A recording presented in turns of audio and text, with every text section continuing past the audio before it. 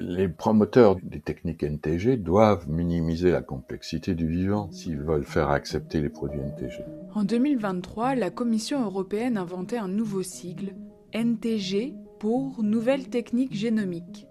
Elle souhaitait que les plantes issues de ces techniques ne soient pas considérées comme des OGM pour en faciliter la commercialisation. Des mutations surviennent de la nature, mais jamais au rythme, à l'échelle, ni avec la systématicité des produits issus des NTG. Le présupposé de la Commission européenne, c'est que si un nucléotide, un ou quelques nucléotides sont modifiés, c'est équivalent à ce qui peut se passer dans la nature, c'est toujours peu, et c'est jamais prouvé.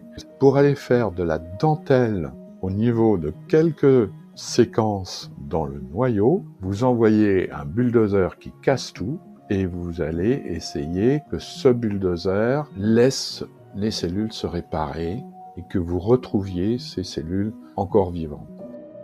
Ensuite, quand on vous parle de ciseaux moléculaires, ce ne sont pas des ciseaux de chirurgien qui vont couper à un seul endroit. Il faut que vous imaginiez ça plutôt comme une cisaille qui va couper à des milliers d'endroits en même temps. Et les urgences vont chercher, ces urgences moléculaires, vont chercher à recoller les morceaux, mais sans trop savoir d'où ils viennent. Et donc vous allez obtenir comme ça des modifications très importantes. Il n'y a pas de différence au niveau des risques entre du l'OGM transgénique et du NTG.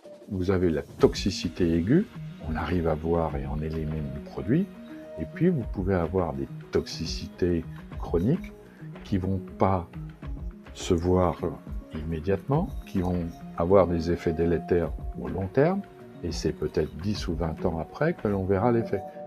Les évaluations qui sont actuellement menées sont totalement insuffisantes.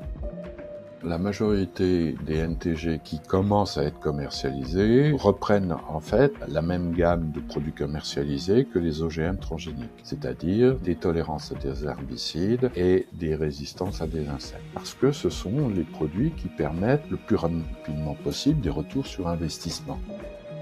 Vous allez avoir des dépôts de brevets sur ces produits NTG. Ces entreprises avec des brevets vont aller voir les sélectionneurs conventionnels en disant « J'ai breveté telle ou telle séquence dont je sais que vous aviez auparavant sélectionné de manière conventionnelle le gène. Je vais vous attaquer pour contrefaçon. » Le fait qu'il y ait comme ça des produits OGM transgéniques ou des produits NBT réduit pour toutes les plantes allogames, c'est-à-dire les plantes qui ont une fécondation croisée qui peut se faire à distance, comme par exemple le colza jusqu'à 13 km. Et donc toutes ces pollinisations croisées empêchent les agriculteurs autour d'utiliser des semences ou bio ou conventionnelles, etc.